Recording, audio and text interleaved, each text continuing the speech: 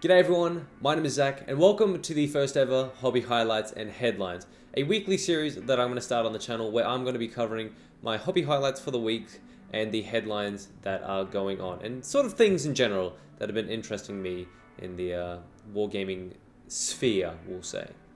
First up, we're going to be going through what I've done this week in hobby-wise, outside of videos and things, because I tend to do a lot of painting outside of all the videos and everything that I do.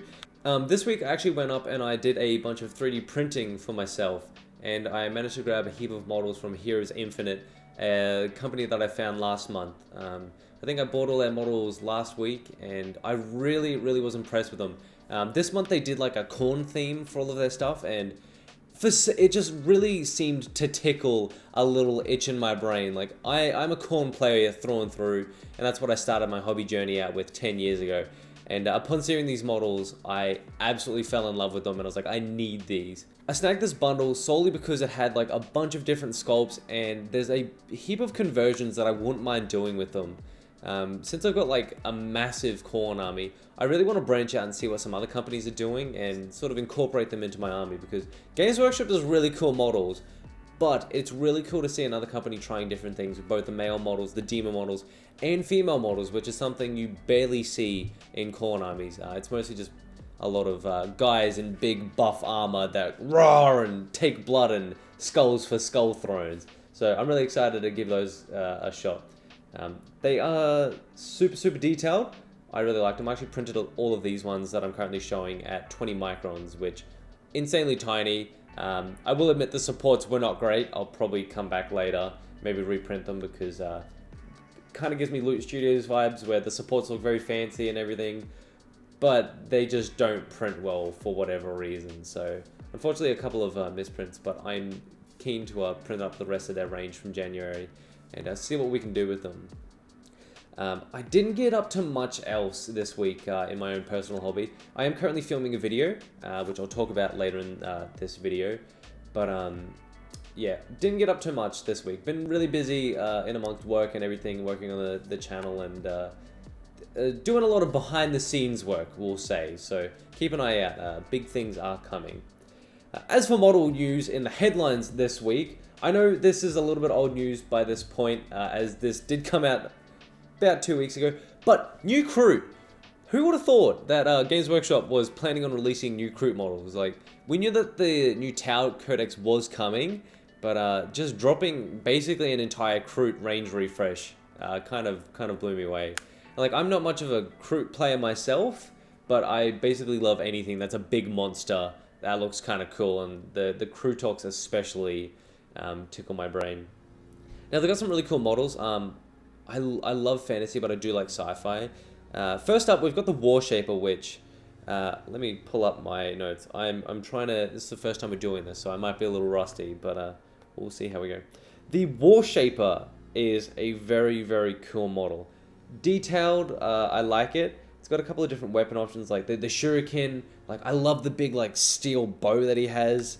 That's really neat.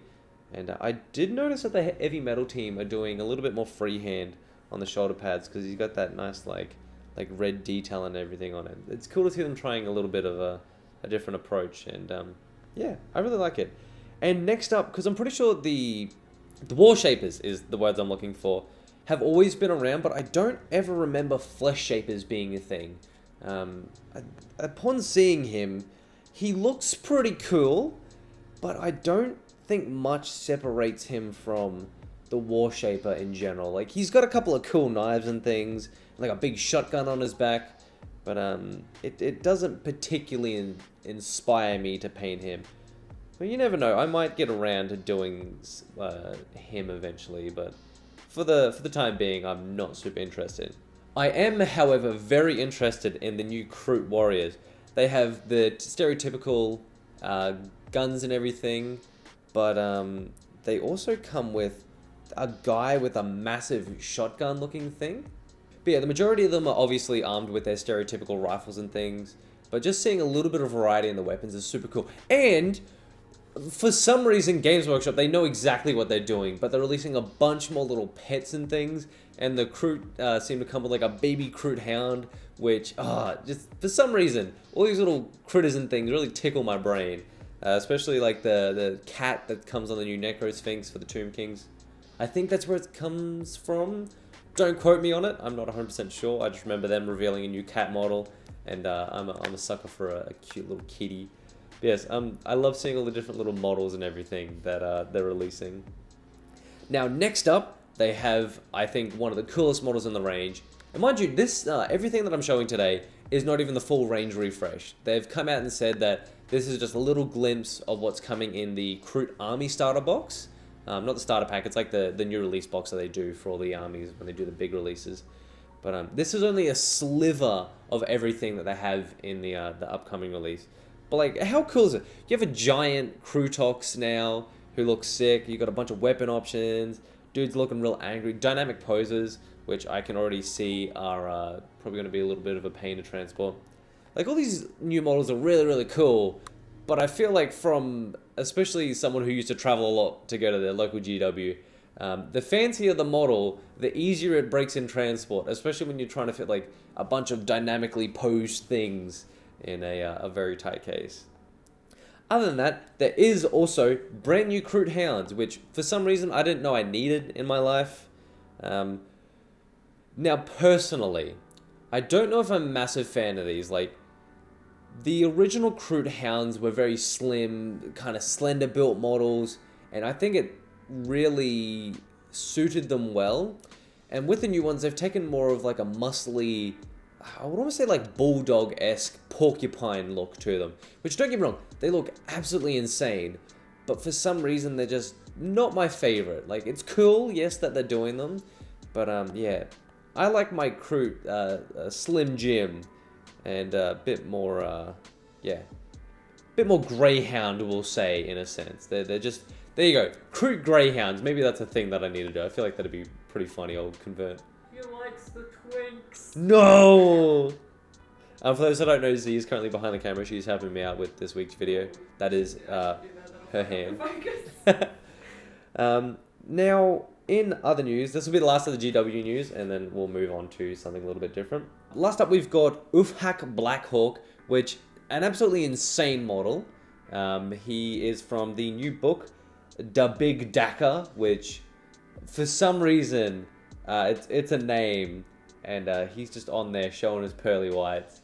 I absolutely love the cover. It's probably going to be one of the ones that I read or listen to the audiobook at least. Like, I've got Audible, and I love to listen to the Warhammer books. Just whoever narrates them is doing a fantastic job, because there's a bunch of different people, and one of them I do actually follow on TikTok, and he's just amazing. Side note, is it called the Big Daka? Because you know how we call AC/DC Akadaka? Yeah. Does it have something to do with that? AC/DC confirmed orcs? So, like, I'm genuinely curious. I wonder if it has something to do with that or not. Maybe. I don't know, because they're like Daka.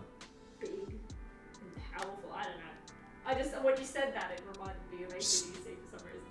Yeah, because we got Akadaka, the parody band in Australia. Yeah. Yeah. Yeah. I don't know why, that just came to mind. But yeah, he's such a cool model. Like, he's just got this awesome weaponry and everything. And like with any good orc, you obviously have an even better squig.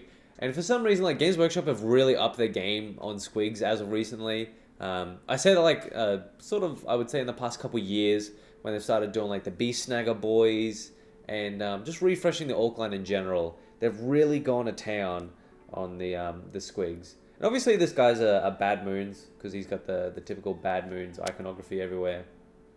Definitely a fun and very dynamic model, and I would love to get my hands on him. He is, I'm pretty sure, being released as of recording this video, this Saturday, so 2 days from now. Fingers crossed he is coming out, because I kind of want him, but I'd hate to see the price tag. I imagine him not being a very, very cheap model. Up next, I just want to quickly go through a couple of the other models from other companies that I'm currently eyeing off. There's a few 3D printing places that I'm really excited for the monthly releases. First up, we've got Mr. Modulork, which every month just comes out with some incredible models. Specifically, this month he's released his so Mr. Modulork's Flash Gunnaz, assuming that he's most likely going to make some more, which I'm super, super excited about. As you can see, these guys are obviously flash gits, proxies. I don't know if I'm a massive fan of the backpacks of them. I think if anything, when I print them and eventually buy the file, I might just go around and just enlarge the backpacks. Like, I love the look on the flash kits. I don't know if I'm remembering this correctly, but I swear they had like much higher backpacks, so they're a bit more hunched over and they could shove so much more crap into their bags. Because obviously these guys are big looters and they want to go around and take everything they can. And if you have a small backpack, then obviously you're not going to fit much in it. I think too, like with a big backpack, you can hang more stuff off of it to show how much loot that they've collected. Exactly, that's what I'm saying. Like these are orcs. These guys get out in the field. They're of course they're gonna have so much like trophies and shit, like trinkets and stuff hanging off their backpacks, and like that would make sense. Why would you have a small backpack to collect like everything on the battlefield? Exactly. It's like that one meme of Bender. It's just like I like stealing, I like taking things. I think also they don't have the back banners, so maybe I just cannibalize that from another kit, or see if I can find some sort of alternative. Maybe that's what it is. Maybe it's not the backpacks, or maybe it's just the fact that they don't have like their banners. So it might be a good opportunity to kind of kit bash them. I don't know if I'll do a video on them. I kind of just want to paint them up for myself. They've got some really cool weapon options. Obviously the big plasma, big thump cannons. Yeah, plenty of options. Very, very fun kit. Now, another company that I always keep an eye on is Stationforge, specifically. They, for those who don't know, they do a bunch of different models and things. They specifically started out by doing a lot of Death Corps of Krieg proxies. They have their own range called the Grim Guard, I'm pretty sure. They're one of like 3 major companies that kind of do really nice Death Corps proxies.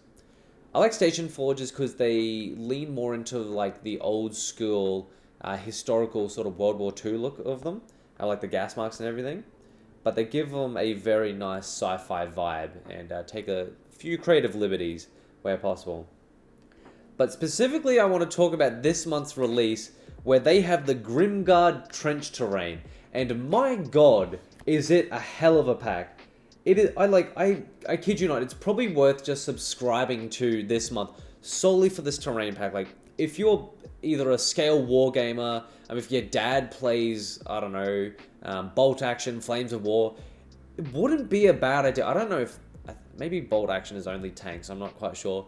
But like, the modularity, complexity, and just sheer volume of options that you have in this kit is insane. Not only do they give you a couple of different Grimguard models, it's basically enough terrain to make a whole board's worth of stuff. Like, I can imagine somebody print, mind you, it would take kilos and kilos of resin, but the board that you could build with this thing would be insane. It would be just unlike anything I've ever seen before. And I'll have some pictures flying up right now, but yeah, I'm just really taken back by how cool it looks, and it's kind of inspiring me to maybe do my own build of a board, because I do eventually want to get into Imperial Guard, and maybe might start with the Grim Guard, because they're just, yeah, they're so cool. But yeah, so that's all the 3D printed models and sort of news that we have for this week. I am currently working on a little something. So I've got this little guy here. If you can tell what it is, let me know in the comments down below. But this little guy here is for next week's video. And I can tell you now, it's going to be less of a tutorial and more of a step-by-step process. Well, yeah, less of a tutorial and more of a me guiding you through how I did it and kind of just taking the steps with me as I learn to kind of paint a little bit better. It's also the first time that I'm going to be trialing. Z's going to be in a video for this one, which I'm super excited to work and try out. Ooh, massive spoiler there. Uh-oh, no spoilers! Damn! Yeah, I'm very keen to get into this one. He's taken me quite a while to paint, so I'm just hoping by the end of it, it's worth all the time and hassle, which I think it will be. It's a fun little challenge, and you'll find out more when that video releases next week. But I won't spoil too much more. As for channel news, we've absolutely smashed 500 subscribers. Woo! I wish I had a party popper. Yeah, just boom. Yeah, right in your face. I say this in a lot of my recent videos, but I have genuinely been blown away by the amount of support and comments and just how much people are enjoying the videos. It's really taken me back. Like, as of posting the Invicta Tactical Wolfsuit video, which is the video that I released this week, we've gained 50 subscribers, which to some people isn't massive, but that's nearly a tenth of my subscribers in one day. Absolutely insane. So yeah, thank you to everyone who has subscribed and is supporting the channel. I plan on doing bigger and better videos, hence why I want to start doing this every week. I want to give you guys even more content to watch, and yeah, I'm really excited. Also, if you aren't subscribed and this is the first time you're seeing the channel, make sure to do that. I'd love to see some friendly new faces in the community. Subscribe now. Also, let us know in the comments if you want to see Zach stream on YouTube. Because yes, that could be a possibility later. I am contemplating streaming on YouTube. I am almost at the point where I can start joining the YouTube creator program, and I want to do some really cool things with that, with memberships and other stuff. Because I do stream very inconsistently on Twitch. I haven't streamed for a few weeks at this point. But yeah, let me know what you think about that. I would be more than happy to do some hobby streams on YouTube. So if you want to see that, let me know. I mean, also we could do a podcast where we just talk about everything Warhammer. If you don't want to watch painting done, unless you want to have a conversation with me and me and Zach, let us know. What are you interested in? 100%. In other news, for those who don't know, I run an Etsy shop. And I ran into a little bit of a dilemma. So I think my sales this month, not to sound complaining or anything, but I've seen a massive drop in sales this month. Because for those who don't know, the way that Etsy works is if you have like good ratings, good replies, on-time dispatch, you get a thing called a star seller badge. I'll put a little graphic up now. And basically since I started Etsy, I think like as soon as I was eligible for it, I got it. And for the 2 years that I've been running my shop, I have kept it, and it's more or less I assume it recommends you more, and it just lets people know that, you know, you're trustworthy and all that sort of thing. But unfortunately for this month, I lost it, and it is for the dumbest reason possible. Etsy is currently experiencing a really big influx of scam bots and things, and I had a bunch of them come through. Basically, long story short, they pretend to be Etsy support. They're like, oh, can you send me your email and password, and we'll release the funds for your account, because they're currently on hold, which obviously I haven't fallen for. But for the first one that came through, I didn't reply to it whatsoever. And for those who don't know, if you have an under 95% direct message reply rate within the first 24 hours, your percentage drops down. And I don't get a lot of messages to my Etsy store, so basically if I miss a message, it drops my percentage quite heavily. And I didn't realize that if I didn't answer the scam bot, it counts towards my percentage. So it's dropped my percent to like, I think 94 out of 95%. So I lost my badge for this month, and it's just the dumbest reason. But I did find out that I can mark them as spam, or just reply to their messages, just say like hi or haha, and then just leave the conversation, and that wipes it for me. But yeah, that's the sole reason that I lost my badge this month, is because all these scam bots came out, and I didn't reply to them, and I just found it kind of funny. So it's sort of a bit of a lesson learned for myself that I should be a bit more proactive in things. And finally, one thing that I'm going to be doing for the highlights and headlines videos is every week I'm going to feature a different artist, someone that inspired me, whether they be big or small, an artist, a painter, a creator, something like that. I want to sort of highlight them and yeah, bring a bit of attention to them. Now this week I have someone that you've most likely everyone has seen, the amazing painter Elminiaturista, which I'm pretty sure I'm saying that right. Next week's video is actually inspired by a Dark Angels paint job that he did. Spoilers. Don't give them too much information. No, I can't help myself. But next week's video is actually inspired by a paint job that he did, and kind of, I tried my best to replicate it. Not perfectly, but I definitely tried my best, and yeah. He has sort of very much been inspiring me for the past couple of weeks, and if you haven't checked his stuff out, I don't know how, he's literally everywhere, but I'm going to check him out. For every single person that I feature in the my hobby hero for the week, I'll leave a link to either their Instagram, YouTube channel, maybe even a few of their socials. So if you guys want to go and check them out, feel free to do so. I definitely want to do it as a way of sort of giving back to the community and shedding a bit of light on the people that inspire me to hobby every week.